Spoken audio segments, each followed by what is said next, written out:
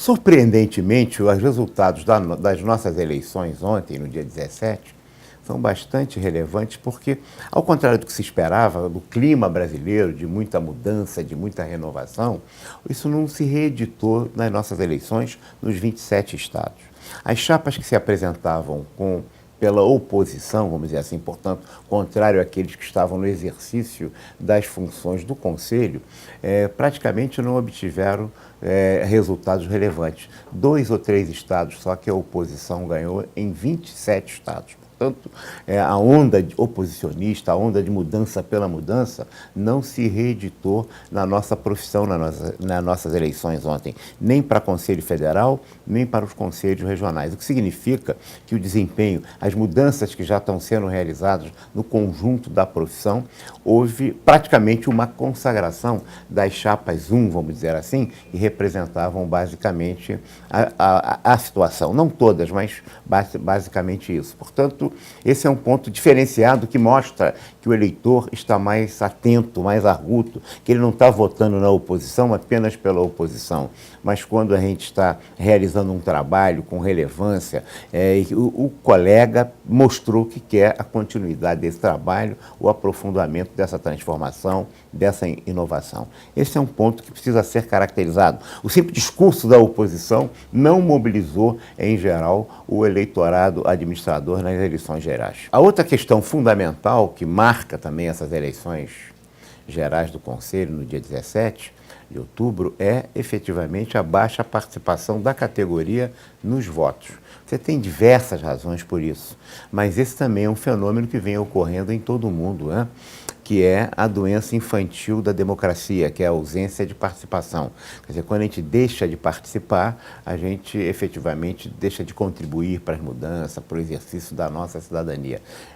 A nossa profissão em relação à eleição passada, que foi em 2016, e em comparação a 2014, se nós voltarmos 2010, 2004, nós vamos ver que vem caindo bastante esse número de participantes. Ontem, no dia 17, nós tivemos um pouco mais que a metade do que participou em 2016. Portanto, tem razões políticas, tem razões técnicas, certamente, tem razões de comunicação, de informação, tem também a vinculação de umas eleições que estão muito radicalizadas, eleições gerais. Isso tumultua muito o processo de excesso de informações eleitorais nas mídias sociais.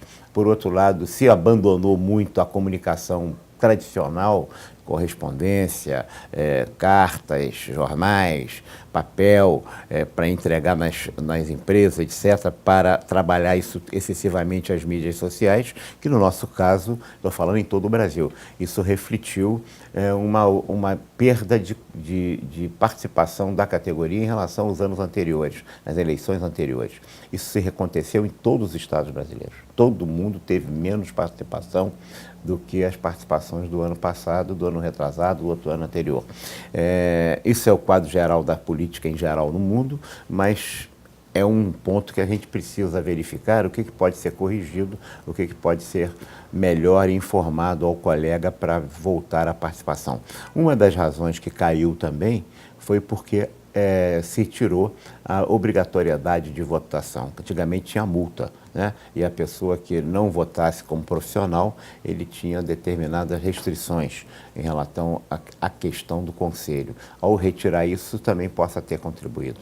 Não estou dizendo, não estou propondo voltar à multa, mas, em verdade, tudo isso contribui. Então, você tem 22%, acho que foi o que o Rio de Janeiro teve, de participação e não 50%, né? Você tem significa que de cada 5 profissionais, apenas 1 participou, o que é um número muito pequeno, você perde legitimidade, densidade.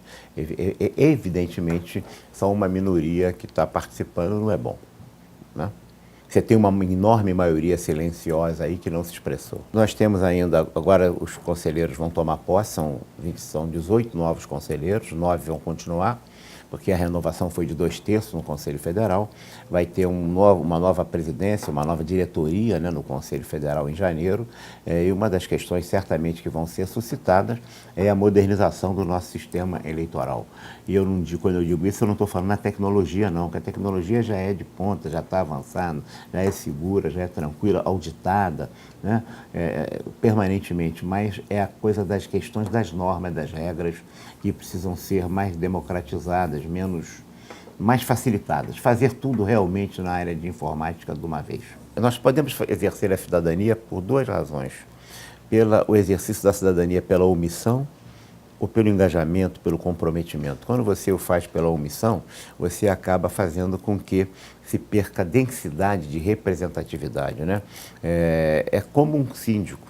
Ninguém vai à assembleia de condomínio, e depois se elege um síndico e todo mundo reclama do síndico. Mas como? Muitas das vezes um síndico é bom ou ruim, dependendo da participação, da ajuda, da colaboração, das cobranças e das sugestões que os condôminos fazem em relação a esse síndico. A questão de gestão de um conselho, como no país também, é exatamente assim. Quando um cidadão não participa, a gente deixa de ter voz.